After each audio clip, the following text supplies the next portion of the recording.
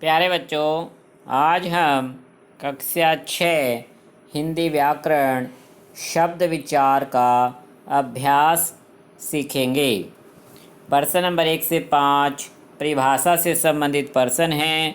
इनके उत्तर मैं आपको लिखकर भेज दूंगा। इसके बाद बच्चों सही विकल्प पर ठीक का निशान लगाइए। प्रश्न नंबर 1, वर्णों के सार्थक समूह से किसका निर्माण होता है? तो बच्चों बताओ कि वर्णों का सार्थक समूह किसका निर्माण करता है? शब्द का, वाक्य का, वर्णमाला का या शब्दमाला का?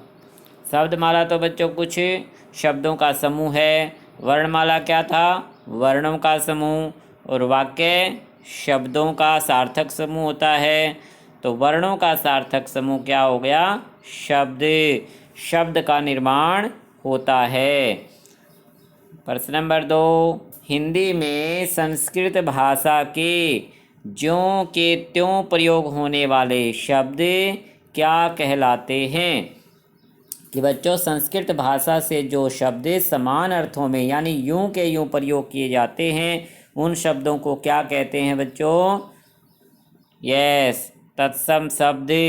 नाम से देखो याद रखना, तत्सम, सम का मतलब होता है समान, यानी संस्कृत के यूं के यूं उनके समान ही प्रयोग होते हैं।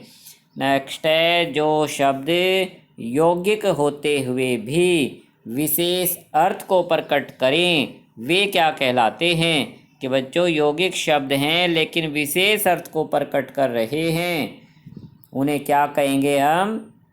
ठीक है, योग रूढ़। योग रूढ़ में दो शब्दों का योग होता है और वह किसी विशेष अर्थ को प्रकट करता है। नेक्स्ट है बच्चों प्रश्न नंबर 4, राजपुत्र शब्द रचना के आधार पर किस भेद का उदाहरण है? कि राजपुत्र शब्द इनमें से कौन सा शब्द है? रूढ़। रूढ़ शब्दों के तो बच्चों टुकड़े करने पर कोई अर्थ ही नहीं निकलता। यौगिक, यौगिक हैं दो शब्दों के योग से बने शब्द। तद्भव क्या होते हैं? जो संस्कृत से रूप बदल कर हिंदी में आए हैं। योग रूढ़ दो शब्दों के योग से बने और विशेष अर्थ को प्रकट करते यानी किसी प्रसिद्ध व्यक्ति के लिए प्रयोग किए जाते हैं। तो राजपुत्र कौन सा शब्द हुआ बच्चों? यस, ठीक है, यौगिक शब्द दो शब्दों से मिलकर बना राजपुत्र, यानी राजा का पुत्र राजपुत्र कहलाता है।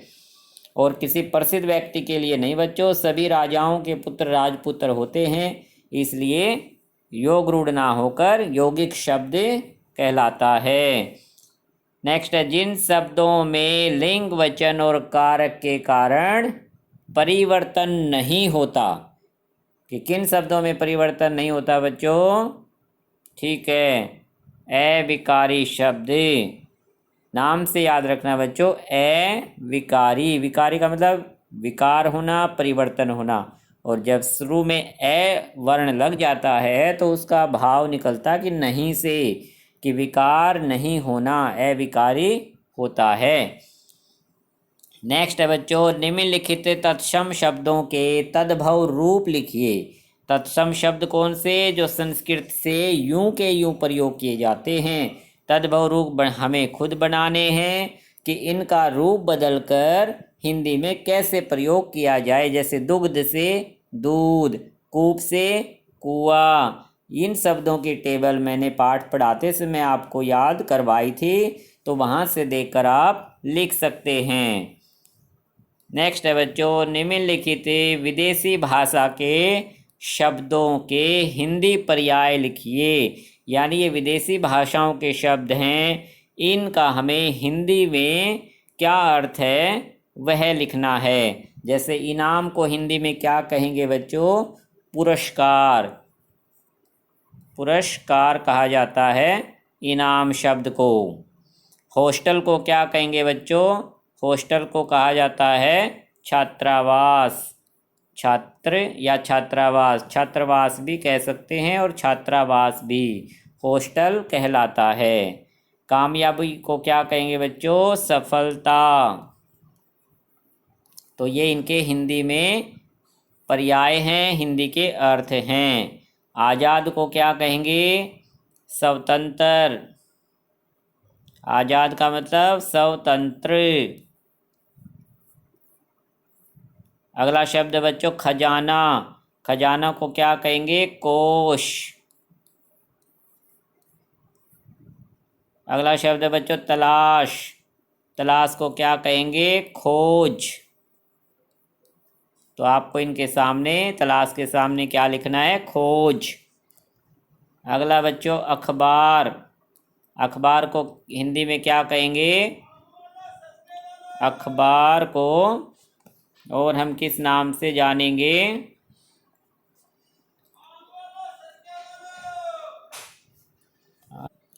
अखबार के सामने हम क्या लिख सकते हैं? हिंदी में अखबार का पर्याय समाचार पत्र।